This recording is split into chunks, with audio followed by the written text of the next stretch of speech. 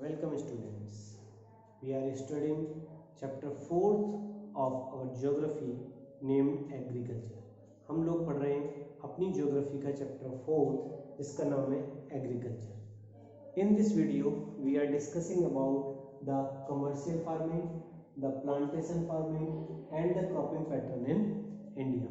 इस वीडियो में हम लोग पढ़ेंगे कमर्शियल फार्मिंग के बारे में, प्लांटेशन के बारे में और क्रॉपिंग पैटर्न इंडिया में किस तरीके का है उसके बारे में। प्रीवियस वीडियोस में हम लोगों ने टाइप ऑफ फार्मिंग्स के सब्सिस्टेंस फार्मिंग के दो काइंड पढ़े थे, प्रिमिटिव और इंटेंसिव।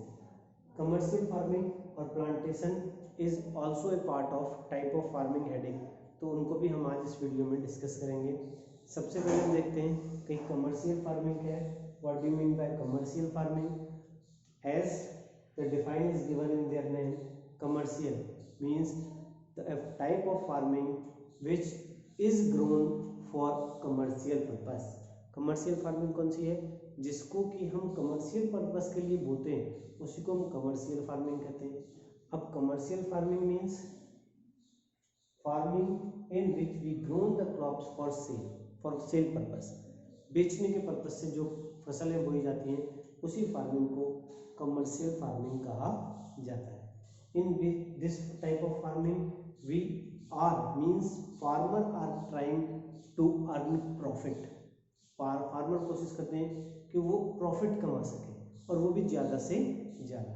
तो नेचुरल सी बात है कि ज़्यादा से ज़्यादा प्रॉफिट कमाना है, इट मीन्स ज़्यादा से ज़्यादा प्रोडक्शन होना चाहिए। और ज़्यादा से ज़्यादा प्रोडक्शन करना है तो ज़्यादा से ज़्यादा प्रोडक्शन करने के लिए हमको केमिकल फर्टिलाइजर्स इस्तेमाल करने पड़ेंगे एग्रीकल्चर में, हमको पेस्टिसाइड्स का इस्तेमाल करना पड़ेगा एग्रीकल्चर में। तो वही इसका फीचर भी है कि in commercial farming high doses of chemical fertilizers pesticides are used.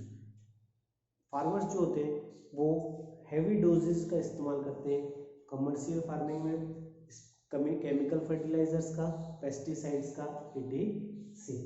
इसी के साथ साथ they are using HYV seeds. HYV seeds means those seeds whose yielding capacity is high. ऐसे seeds जिनकी कैपेसिटी जो है वो बहुत हाई है, यानी उनका प्रोडक्शन जो है वो ज़्यादा होता है in comparison of the traditional seeds. जो ट्रेडिशनल सीड्स होते हैं उनका प्रोडक्शन इतना नहीं होता है जितना HYV सीड्स का होता है। लेकिन एक HYV सीड्स के लिए सबसे इम्पोर्टेंट चीज़ क्या है कि more requirement of water. HYV seeds ज़्यादा पानी की मांग करते हैं, ज़्यादा पानी की जरूरत महसूस करते हैं। इसी वजह से in commercial farming modern irrigation methods are also used. तो हम मानसून पे डिपेंड तो रह नहीं सकते अगर हम HYV सीड्स का इस्तेमाल कर रहे हैं, तो इसीलिए यहाँ पर जितने भी मॉडर्न इरिगेशन मेथड्स हैं उन सबका इस्तेमाल किया जाता है फॉर इरिगेशन, ताकि HYV सीड्स को प्रॉपर यील्ड मिल सके।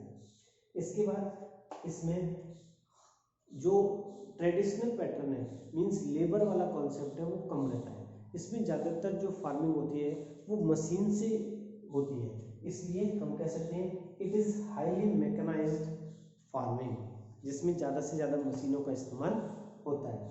और एग्जांपल के तौर पे हम टी, राइस, कॉटन etc. इसमें रख सकते हैं। वो सभी क्रॉप्स जो बेचने प्रॉफिट अर्न करने के लिए की जाती है कमर्शियल फार्मिंग। इसके बाद नेक्स्ट है हमारा plantation. Plantation is also A type of commercial farming. Plantation क्या है? ये भी एक कमर्शियल फार्मिंग का पार्ट है, लेकिन इसको हम डिफ्रेंशिएट कैसे करें कमर्शियल फार्मिंग से, इसको थोड़ा अलग कैसे बनाएं? तो इसकी एक सिंपल सी डिफाइन दिमाग में डाल लेनी है कि इन plantation single crop is grown in a large patch of land. जो सिंगल क्रॉप होती है, कोई भी एक क्रॉप लेंगे उसको एक बड़े एरिया में बो देंगे, उसी को हम प्लांटेशन क्रॉप कहते हैं। ठीक है, इसमें बड़े एरिया में होती है तो इसीलिए केवल लेबर से काम नहीं चल सकता, इसलिए ये लेबर इंटेंसिव टेक्निक पर बेस्ड नहीं होती, ये कैपिटल इंटेंसिव टेक्निक पर बेस होती है। मींस जिसमें ज़्यादा से ज़्यादा पैसे का इस्तेमाल किया जा रहा है, ज़्यादा से ज़्यादा मशीन्स का इस्तेमाल किया जा रहा है, ज़्यादा से ज़्यादा मॉडर्न टूल्स का इस्तेमाल किया जा रहा है, जैसे HYV seeds, chemical fertilizers etc.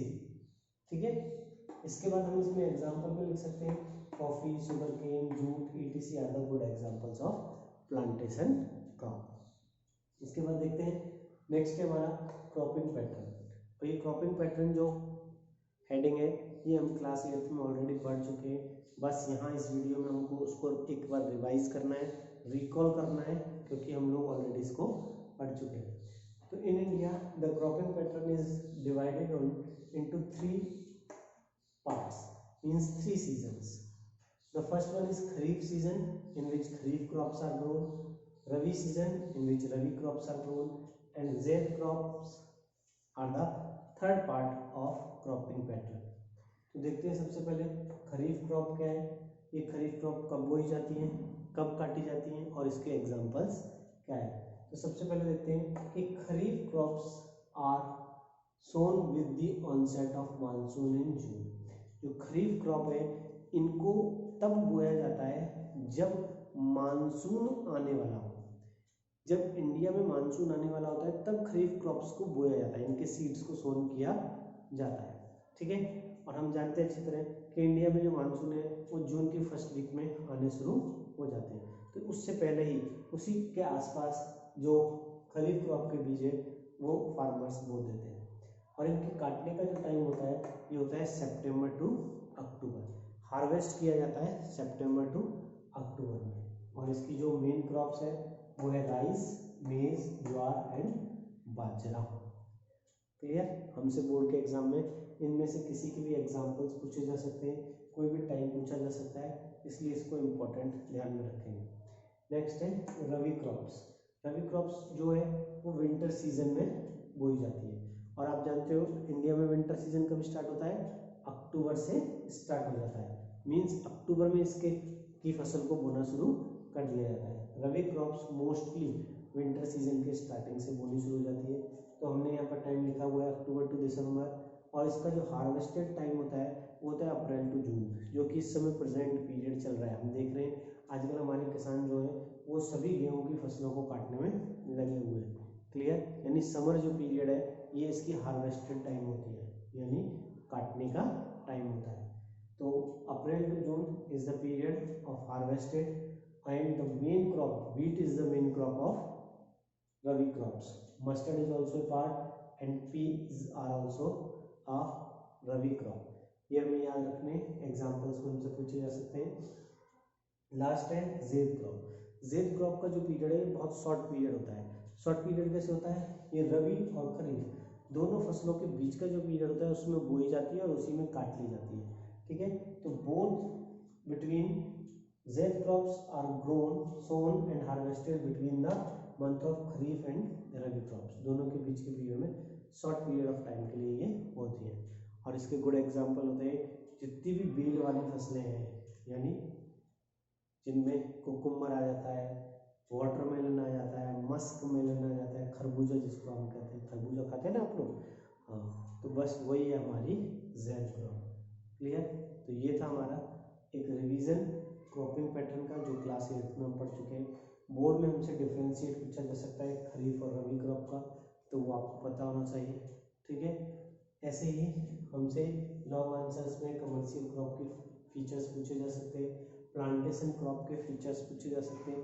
ज़्यादातर प्लांटेशन क्रॉप की डिफाइन पूछी जाती है और फिर फीचर्स पूछे जाते हैं। डिफाइन में हम लिखेंगे कि a type of crop farming in which a single crop grown in a large patch of land. एक सिंगल क्रॉप जिसमें बड़े एरिया में बोई जाती है उसी को प्लांटेशन क्रॉप कहा जाता है। क्लियर। फिर भी आपको इसमें कोई डाउट है तो आप मुझसे पूछ सकते हैं, कॉल कर सकते हैं। Thank you.